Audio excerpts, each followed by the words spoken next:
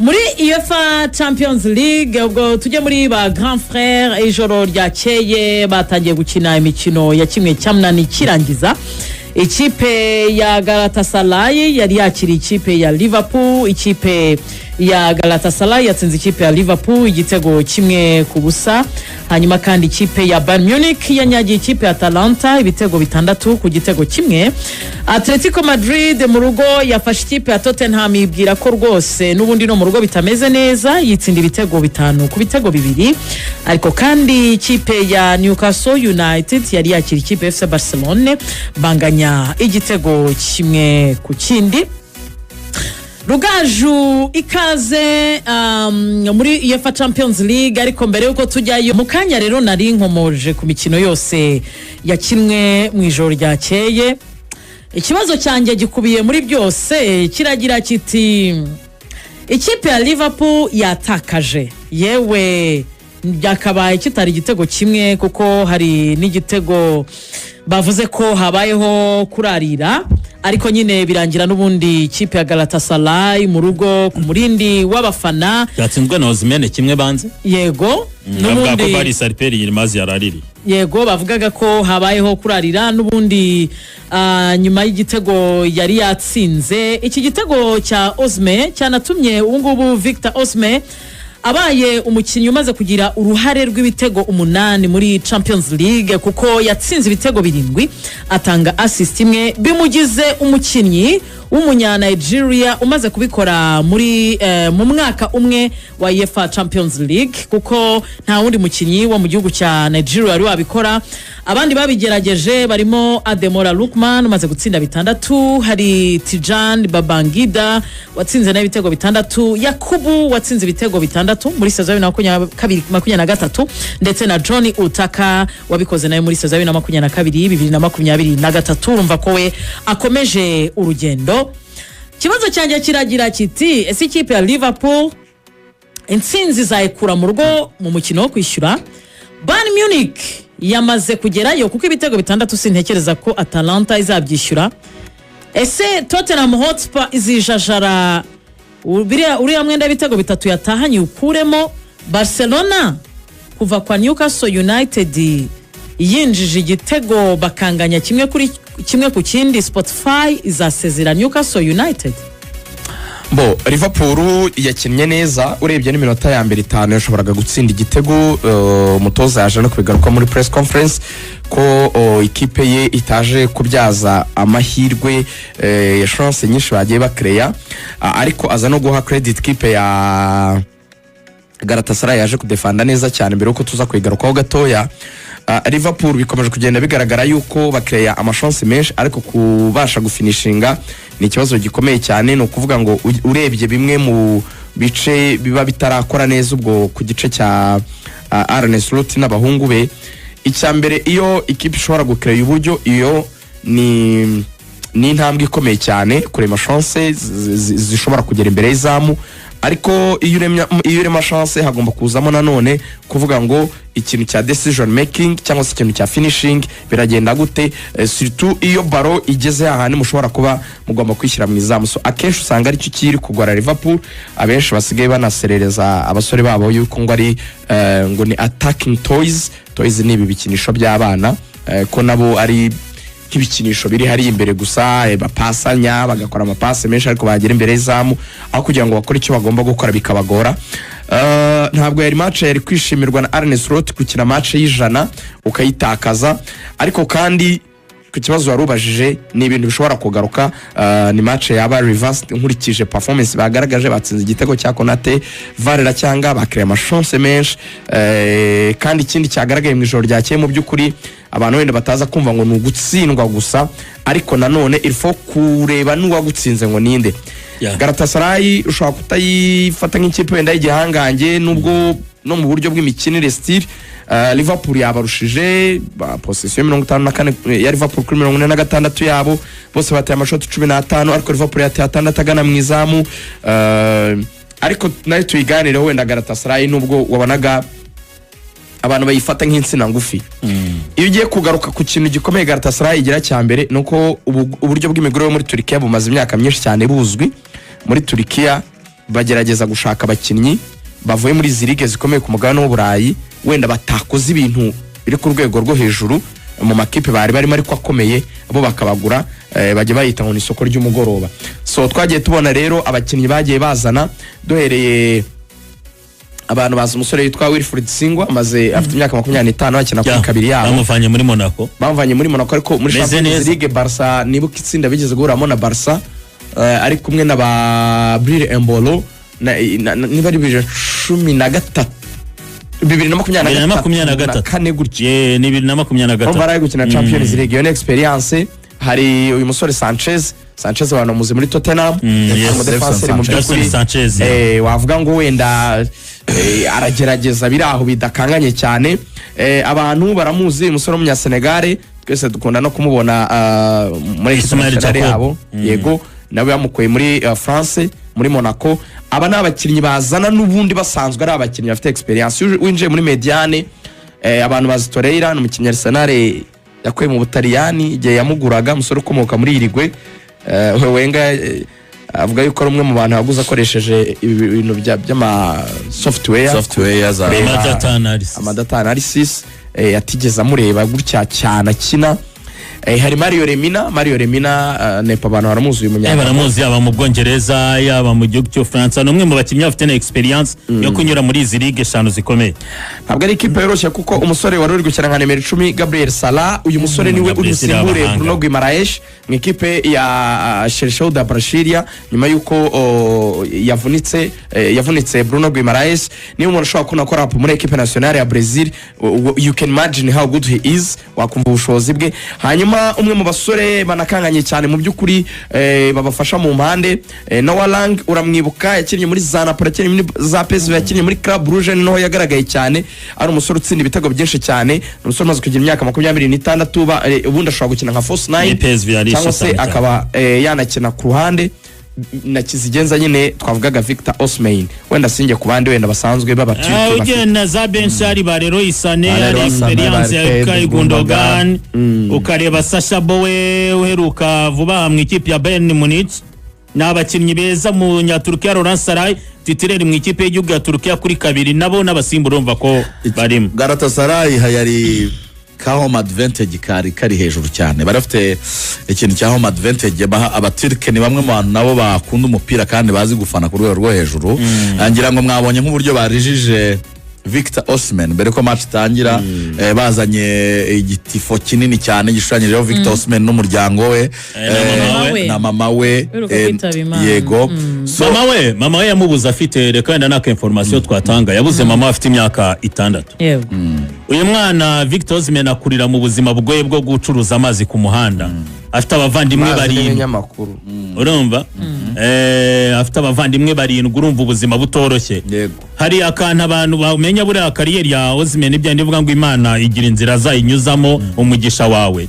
Yavuye Abuja Garagosi gukora test yari yumvishe ko ari test hari uburyo ashobora gufata abana batoya agerayo bari abana benshi byagusabaga ko iminota 10 hawe cyangwa 5 cyangwa 15 bibyaza umusaruro akina iminota 15 yonyine yanyuma atsindamo ibitego bibiri bahita bamuvivura ariko mu gusohora liste yabo bavivuye ntibamushyiramo ari umwana w'umukene ariko abakinnyi bagenza akavuga ati ariko nubwo mutuzanya hari undi mwana mwari mwafashe mwatubwiye ko nawe aza muri twebwe yafashwe mu banyuma yatsinze ibitego bibiri umuganga atinda mwibuka atereka ngiye kumureba muri baranda ahita mumenya umuganga wavuraga nyina aho ngaho bana yavuze ati ngena mubonye ndamwibuka izina nako izina sindiza ariko isura ahita amufata ukuboko mujyanayo nuko yabonye amahirwe Victor Osimhen. Ubwo buzima rero buhora bumukoraho niyo mpamvu n'abanyaturukiya ariko nabo ni abanyabwenge transfer ye y'Munich yatangiye kuzamuka cyane basa nkaho nyine bagenda bamwegereza ko bari kumwe ya navuga iyo home advantage twavuga nyine abakinnyi bafite experience ariko na home advantage imbere ku kibuga cyabo baberetse urukundo nyine n'abafana babo bari inyuma. Ariko ikibazo kinini cyane ubukiri no muri Liverpool nuko nyine barutayizamu bayo bose babaga on fire yaba ari Mo Salah ya drop in the form yaba Florian Wirtz uyu munsi aragwa akabyuka no mukinnyi baguze amaze n'iminsi atameze neza no gutegereza Dominic Szoboszlai ikinishwa imyanya myinshi itandukanye. Dominique ni umeze neza no cyane kurusha abandi. Nabonye rero ari no kumushaka ko no numero 10 beza bari moderne. Ni nacyo kintu rero bagize izo kazi zigera mu 9 za byari bitego. Hari n'imipira babaga basunikiye mu izamu umuzamu wa Galatasaray kitwara neza akayiboxa akayikuramo. Kakira umuzamu wa mbere wa Turkiya yitwaye neza urugamba. Rwose ikipe ya Liverpool nkuko Rugaje yabivugaga iyi resulta bashobora kuyirivasinga. Yanjye akantu ndibwongereho buriya ari ibintu bibiri. Ari ikintu nge nagayari Nesrot. Florian Wirtz nkuko mumuvuga mwabonye ko na match yamunaniye nibwo arakiva mu mvune. Lyon ngo muha match ebyiri zeruka yagize performance zire impeccable.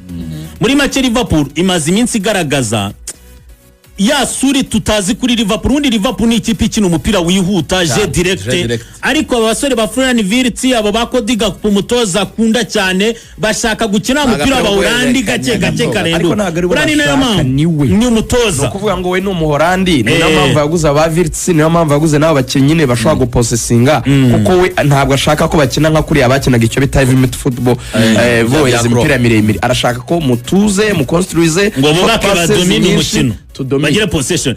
Ni nayo mpamvu anamubwira bati ni nabyo Steve yavugaga ashaka gushyiramo aka kana kariyo ngumo. Bati biragaragara ko ku kigero kinini ku bakinnyi ufite n'abakinnyi basanzwe muri ya mikinire bo bari bamenyereye.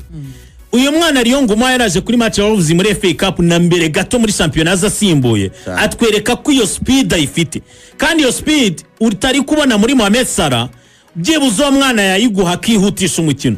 Iyo urebye Dominique Szoboszlai ni mwiza mu gupasa na nimugoroba nigena kunsari Nesrot amahitamo yo kumuvana kuri kabiri akemera kazana Joe Gomez akakinisha Szoboszlai muri mediane. Wanabonye ko umutoza w'ikipe ya Galatasaray nawe imikinire ya rukuvana imipira mu ba defenseur ba Davinson Sanchez bayiransa mu ba wing basabaga kwita bakurura ikibuga yaba Noah Lang ndetse na Baris Alperi Yilmaz. Undi imipira ikava mu mande igana muri box ishaka umutwe wa Victor Osimhen. Banashaka imipira y'imiterekano cyane kubera Victor Osimhen. Ariko arimo n'imibare ivuga ngo Liverpool tujye gukina imaze iminsi itabonye uburyo bw'abataka mu gutsinda icungira ku mipira y'imiterekano. Bakoraga ku buryo Liverpool birinda kwibona amakona. Yabonye imwe mu mukino. Yabonye yes mu gice cya mbere yabonye imwe. Igice cya kabiri nibwo umutoza nawe mu gukora remplacement agenda azana bakodi Gakpo wabonaga Liverpool ishaka no kugeragereza amashoti ya kure noneho bakabona ayo makona yaje mu gice cya kabiri. Ivuga ngo ikipe ya Liverpool ni nacyo umutoza agomba gukora. Nibyo koko murabona uburyo bwinshi ariko ntabwo goektike ni mureba neza niwe wenyine bigaragara ko yakora ikintu yagutsindira igitego mu gihe handi bidakunda. Bavuga ati gerageza n'ubu buryo bw'aba bana bashamburiye bihuta byibuze babashe kudukorera nabo uburyo bive kuri goektike wenyine bijye no mu bandi bakinnyi mu mande. Yego n'umukino ikipe ya Liverpool igomba kuzitondera mu mukino bazakiramo ikipe ya Galatasaray ariko kandi kwizigira undi mukino wo gutegerezwa muri retour n'umukino ikipe FC Barcelona igomba kuzakira ikipe ya Newcastle United kuko urebye nka Bayern akazi yakarangirije hanze Atletico mu rugo yatsinze ibitego 5 mu by'ukuri ifite impamba y'ibitego bigera kuri 3 ariko ikipe FC Barcelona Spotify igomba kwakira ikipe ya Newcastle United nyuma yo kunganya igitego kimwe ku kindi mu rugo. Ikipe ya FC Barcelona abantu bari biteze ko iribuze kuba ikipe nziza cyane gashamburiya. Newcastle ntabwo aribwo bwa mbere bahuye muri iyi Champions League. Abantu barabyibuka Marcus Rashford bitego aheruka gutsindira ikipe ya Newcastle mu rugo. Bari biteze nyine ko ari match rwose iribuze kuba iri domine par ikipe ya FC Barcelona. Bakinnye umukino mwiza cyane Newcastle. Iyi match ni imwe muri match zambabaje cyane ntago ari uko ntafana Barcelona ariko umupira nyine hari igihe udatanga ubutabera. Newcastle yadominye umupira muri angle zose z'imikinire. Ibona igitego cya Javi Barnes ku minota 86. Lamine Yamal aza kubona penalty ku minota 90 bongeye n'iminota 5 y'inyongera. Bari bongeye iminota 4 umukinnyi wa Newcastle United akora ikosa ryo gukanagira Malick Thiaw akanagira Dani Olmo bitari biri ngombwa, birangira babonye penalty yo ku minota 96 bita Lamine Yamal aterekamo iyo umuntu umupira ikosa nyine riva igitego kiva ku ikosa. Urebye Jedi Kore yakozwe na Olmo nta kindi Malick Thiaw w'umudage nta kindi yari gukora kuko yamufense ko agiye guca ibumoso, umwana kuguru yagusize agarura umubiri wawe ujyana iburyo yisanga yamaze kumukoraho. Ni nabyo nk'uko wari bigarutse umutoza wa Newcastle yagerageje kugaruka muri press conference kugira ngo wenda tuninjire muri match nyirizina icyo yaruvuze cyo kuba bagize ibyago byo kwishyurwa ku isegonda rya nyuma. Bamwe nabonaga bavuga bati hari harenzeho umunota ku minota y'inyongera bati kuki atahise asifura umusifuzi, ariko urumva ikipe yari iri muri byabaye kuri match yegurira na APR bari muri build up, bari muri build up nyireke irangire aho nisoza umukino kubera ko n'ubundi penalty Lamine Yamal yayitsinze bahita match irangira cyane. Kuri press conference yagarutse rero ku kintu kijyanye no ku ikipe ya Kenya Newcastle, yavuze ngo it was a really good performance from the team. Ati kwari uburyo bw'imikinire bwiza cyane ku ruhande rw'ikipe yacu, very good in all phases, muri faze zose twari tumeze neza cyane. I really thought we limited them with a really good defensive performance. Ati twagerageje kuhagarika nabo bagaragaza nyine buryo bwiza bwo kudefanda, and I thought we attacked really well. Kuri attack twari tumeze neza cyane, twatakaga mu buryo bwiza cyane. So mu by'ukuri wenda reka turekera aho ngaho. Hans Flick nawe aremera ko batakinnye neza, yavuze cyane we did not play a good game, ntabwo twigeze dukina umukino mwiza, we lost too many balls, hari imipira ibiri myiza cyane twagiye dutakaza, too many balls, twatakaje imipira myinshi cyane, easy mistakes, twakoze amakosa yoroshye menshi, and this is what Newcastle normally wants. Nicyo ikipe ya Newcastle yari ikeneye.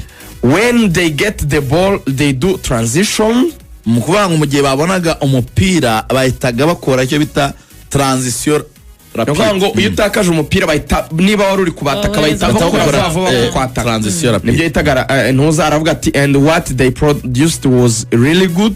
Ibyo na ndetse n'umusaruro babonye wari mwiza cyane. They have a lot of dynamic, very fast players. What I appreciate a lot from the team is that we defended together. Ati kiza nishimira ku ikipe yanjye nuko twabaje kudefanda neza, bafite abakinnyi beza, bafite uburyo bwo gukina bahinduranya impande mu buryo bwiza, ariko twebwe natwe twadefanze neza cyane. Icyo rero wenda igitekerezo cyari ryari muri iri joro, umutoza Flick murabizi ko hari igihe yigeze gukubitwa ibitego 4 ku busa na Atletico Madrid mu minsi ishize, ari nabyo byatumye basezererwa mu gikombe cya Copa del Rey muri demi finale. Yafashe umwanzuro rero wo kwemera kuganira n'abakinnyi, icyemezo kitajya cyorohera abatoza ku mugabane w'Uburayi, surtout abatoza nk'aba bakuru, kwicazwa n'abakinnyi baguholding accountable tactically. Abakinnyi bashobora kunegosia ibindi lineups yavemo yagemo, ariko abakinnyi batangiye gukweshoninga imipangire yawe udutamo gatoya. So nk'umuntu rero uzi ko hari ikintu cyitwa player power kirimo gututumba muri iki gihe, nk'umuntu bizi ko Barcelona ku cyumweru izabanye president ushobora kuba uyu font cyangwa se kongera akagaruka wari uhari, ntazi ibyemezo bizaba nyuma y'amatora wenda mu kwezi kwa gatandatu ashoje sezo. So yahisemo gufata iyo approach yo kubumva, agaruka ku byo twita kudefanda mu buryo buri conservative bwa gakondo, aho ikipe idafata risk zo kuzamura abakinnyi cyane ngo bajye gukora bya bindi Barca yagiye gukina bya high line defense. Ahitamo ko abadefenseri baguma inyuma, ushobora no kuberebera muri line up, yarabyiteguye ko ari buhure n'ikipe nziza cyane mu kirere, ariyo mpamvu ahisemo gukoresha abakinnyi barimo Araujo kuri kabiri, avuga ati no ataza kuza uyu Banes barabizi ukuntu ari umwana ukubagana, kugira ngo byumva afite urare rw'ibitego 9 muri Champions League, sibye witwa Mbappe na Anthony Gordon bakinana, na wundi ufite ibitego byinshi amaze kugira murore iyi sezo, sibye Avi Banes 6 na assist 3 urare rw'ibitego 9. Akavuga ati rero niba Araujo ajya hagarika Vinicius muri La Liga yo twahuye, ni wa mukinnyi bivuga ngo ntazamuka cyane, ahubwo wategereza umuwinga akazana baro akamufesinga. Aravuga ati afite intambwe ndende. Icya kabiri yarwanyaga nuko baza kuba beza ku mipira mu kirere, kuko nanone hate ni ikintu gikonta sirituirwa cyane. Ikipe ifite abasore nka Joelton, abasore nka Tonali, abasore nka Osula, uyu musore watsinze kuri Man U, bano basore bashobora kuba beza kuri second ball. amuzana kuri kabiri. Ibyo yabikoze nubwo afite yega imvune yakunde ariko ari targeting. So Gerard Martin mumaze kumenyera mutima wa defense na Kubarsi simbitindaho. Cancelo yagiye kuri gatatu, Cancelo kumuzana byatanze umusaruro kuko iyi mvune ya Balde iyo bataza kuzana Cancelo probably byari kuza kubagora kuza kubona umuntu wakinisha. So icyabaye mu gice nk'icyambere Pedri yabaye nk'ukina mediane ya Barcelona wenyine. Aba bakinnyi avuze batakaje imipira myinshi n'umusore witwa Firmino Lopez. Imipira Pedri yayisohoye myinshi ayimuha pe. So kuyimuha yatekerezaga ko ari we muntu ugomba gufidinga Lamine Yamal na Rafinha, ariko Firmino Lopez abarimite kubera ko ahantu yakiniraga zone yaturinagamo yari iri hagati y'umuntu witwa Tonali na Thiago na Danban. No kuvuga ngo numero 10 akinira mu bitugu bya numero 6 ariko afesinga abataka babiri kugira ngo ahita pasa numero 10 numero 9 wabo. Uwo rero aho ngaho muri yo zone niho hananiye kurenza umupira ubwo nko muri metero 35 uvuye ku izamu kugira ngo winjire atangira feeding nko kumane cyangwa rutayizamu. Icyo rero yaje gukora aje no kumukuramo kubera yuko yabonaga n'undi atari kureponda. Noneho Pedri nawe mukuramo kuko Pedri yakoze cyane iyi match yamugoye bamukikingaga buri kanya. Lamine Yamal abantu bakira muri Premier League abatekinisiye basurvivinga bati atufata umupira abantu batatu bakaba kugezeho kandi bose bakubita ibitsi burira. Aravuga ati rero icyo kintu mu byukuri cyo kuba equipe ya Newcastle yari bizi ko Barcelona ni ubusore buto bw'imibiri mito surtout muri mediane yaba Bernard yaba Pedri na Firmino Lopez yewe na Lamine Yamal. We yarabizi ko ari game position cya physicality umubyimba imbaraga z'umubiri. Nitujya muri combat physique mu maduel ntabwo babasha gukina. Kandi cya kabiri aba bakinnyi ba Barca kubera ko umutoza afashe decision ko batazajya bakina high line defense, ubwo bivuga ko kubaka aba defenseur bava inyuma bajya muri mediane ntabwo bizongera gupfa kubaho. Niyo mpamvu mwabonaga umuzamu wa Barca bidakunze kubaho adegaja. Uzicyo yirindaga nuko Newcastle ifite abasore bihuta kandi bakiri bato bahita gukora pressing kuri linya ya mbere. Elanga, Osula ndetse na Banes n'aba Gordon basimbuye bazi kubikina. Akavuga ati Watifu nashaka gutangiza baro muri defense nyuma kumwe dukina gahoro gahoro bakawunyiba. Icya kabiri Watifu se nazamura aba defenseur ku muvuduko waba bakinyi aba Elanga na ba Banes uri hejuru ko bahita bampinisa nkuko byanageza kuri Atletico. So ahitamo gukina mu buryo buri conservative. Match yasaga nabi kuri Barca ariko nabizeza ko nubwo bamwempoje yo physicality bakamukinisha ibyo second ball atabikunda agahitamo kudakina umukino wa Barcelona tuzi wo gutangira bubaka bahereye inyuma uko bari bafite ikizere mu rugo nawe azarivasinga Camp Nou azabempoza je ya Barca. Kandi uyu Pedri ameze neza na Lamine Yamal ayikera shoye ko ku kigero cyo hejuru Barca ifite ubushobozi bwo gukiringa match mu rugo. Na Bernard yaramaze iminsi ari umukinnyi yagizemo akano ko urumva nawe yamukuyemo kare. Urumva abakinnyi bazameze neza. Hari akano navuga wenda ku mutoza Hans Flick nihuta cyane. Hans Flick ari uburyo abakunzi ba Barcelona bishimiye ko babonye umutoza ushobora kugendana na situation y'umukino wundi utari wa wundi Barcelona imenyereye wo guhererekanya nawe agashyiramo umupira wihuta cyangwa se ama long pass amapase maremare y'abadage. Hari ikintu kimwe uyu musore Gerard Martin bakunda kwita ngo ni Gerard Mardini. Uyu musore yakinnye mu mutima wa defense. Match 16 akina muri uyu mwanya. Barca yatsinze 15 banganyije mwe ariyo ya nimugoroba. Muri match 16 9 muri zo nibinjijwe igitego. Uyu musore ari ibintu bitatu ha Barcelona. Mwumva Barcelona mu gutangiza iyo badafite mu defenseur w'umugoshe. Ari nacyo Nigo Martinez yakoraga. Kuvertiri bumoso kwa Balde cyangwa se n'aba ba Cancelo biragorana. Ariko hari n'ikindi kintu burari ukuntu batangiza batanga ama long pass iyo afite aba defenseur baba droitier bakinisha niyo imipira yose bigana kwa Rafinha. Ariko ku mugora byibuze Gerard Martin hari imipira nk'itanu yagu witwa Lamine Yamal muri cyagiye yahise yataka espace vide ukabona ko bitanze umusaruro. Hakaba n'ikindi nono kikomeye cyane kuba Barcelona ifite umudefenseur w'umugoshe ari na Nigo Martinez yabaga burya iyo yavagamo bakabura. Barcelona ntabwo isomeka mu buryo bwo gutangiza umupira. Ko iyo bitangirizwe kwa Gerard Martinez uratangirizwa kwa Pau Pogba byibuze ubona ko uyu mwana ari igisubizo yatanze mu gihe babuze Nigo Martinez mu gihe cyo gusifura ubona ko cyagabanutse. Mbere ko tuva mu mikino ya UEFA Champions League inkuru y'ijoro ryakeye by'umwihariko ku mukino ikipe ya Atletico Madrid n'ikipe ya Tottenham ku munota 15 ibitego byari bimaze kuba 3-0. Umutoza afata umwanzuro wo gusohora umuzamu Antonin ku munota 17 yinjiza Vicario ariko mu kanya twavugaga tutari kusibye niba ibyo gukuramo umuzamu hakiri kare kuko biragoye kubona ekipe yasimbuje umuzamu byabaye ariko twavugaga tuti Tottenham ni iki kitagenda ikipe ya Tottenham Hotspur abantu barabizi ko ejo bundi yirukanye umutoza Thomas Frank imusimbuza Igor Tudor uyu mutoza Igor Tudor ni umutoza uzwi watoje amakipe akomeye mu gihugu cy'Ubutaliyani afite experience ari umutoza kuri rwego rwo hejuru abantu baravuga ati hari ikintu ashobora kuba yaza kuramira ariko ikigaragara nuko ikibazo kiri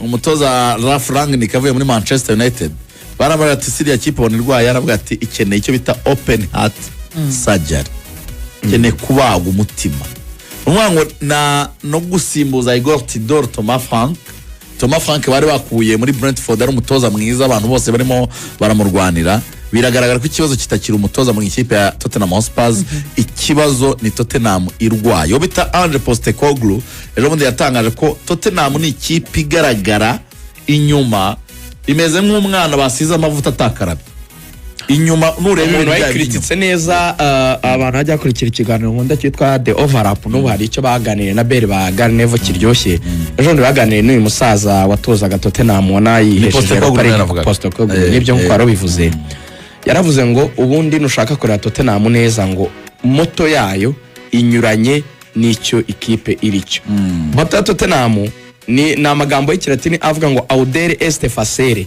kuvuga ngo today is to do ngo ni nko kuvuga ngo iyo atinyutse ikintu uragikora Tottenham rero itinyuka kwiprononsa nk'ikipe nini nkuru no kwisoko ukabona nyirashaka ko impose ariko ibigikora mu kibuga cyangwa ko ikomporta ni ikipe ikiri nto cyane Igoro yabikoreye kusana uyu mwana ukiri muto w'amaca ya mbere ya Champions League ngo kuko Vicario yaramaze igihe atari muri form ashaka guha umwana chance wenda nko kuvuga ngo we wagarura ikipe n'itsinda ibitego uyu mujene ibintu byamubayeho bagamusimbuza David De Gea Quintana umutoza nako umuzamu w'ibihe byose wa Manchester United ndetse ufatira Fiorentina yanse ngo umwe mu bazamu beza nagaro ibihe byose umwe mu bazamu beza ahantu haciba Bashmaiko na Eden Van der Sar ariko De Gea nawe yabaye mwiza cyane ubundi iminsi ya nyuma niyo yabaye ibibazo n'umwe mu beza babayeho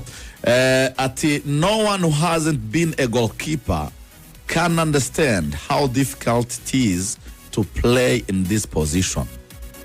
Ati nta muntu waba warabaye umuzamu utazi uburyo bigoye gukina muri uyu mwanya w'izamu. Ati keep your head up and we'll go again. Ati mbese ntucike intege uzongera ugaruke bigende neza.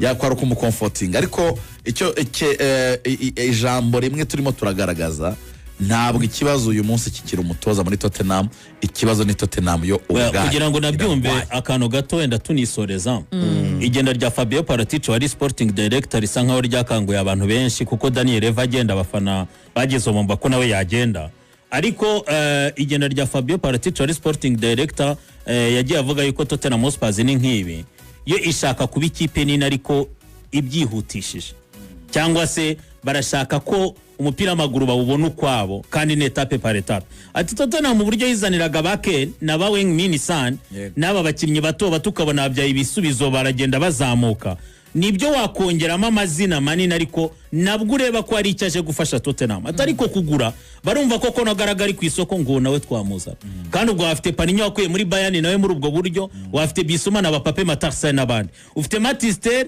n'uwitwa Richarlison na Dominique Solanke ngo ariko nakuru umwani ndamushaka nese ubwo mutoza kugura nge ntekereza ko atari cyo kibazo ahubwo igura nabi yego no cyo kintu twavugaga badafite bitewe n'icyo bashaka kugura nkabyaye nivuga ngo uragura umukinnyi kuko umukeneye iyo ngo batangiye gutekereza sporting director undi mushya uyu musore Joan Renzo uyu mugabo wari umaze iminsi mike mu kazi ko yasimbuye Paratici yigire muri Fiorentina hari abagabo babiri aba Fred Woodman n'umusore n'umugabo ukorera ikipe ya Crystal Palace ndetse na Cristiano Giuntori wa Juve umwe muri abangaba ngo yisezirangiye bamuzana akaba sporting director bakara ariko wenda tuvayo mu gihe Bayern yatsindaga bitandatu nabonye abantu benshi bahuriza ku kwiha amahirwe nabonye yaba ari Kasper yaba ari Schmeichel mukuru pana Kasper ise Michael avuga yuko ari amahirwe menshi cyane yo gutwara Champions League. Tseri yavuze ati niyo kipe ndiko ni balanced cyane yo na Arsenal zifite amahirwe yo gutwara Champions League. Yari yabanje Harry Kane hanze iza gutsinda ibitego bitandatu mu by'ukuri Jackson nka rutahizamu ari gukina,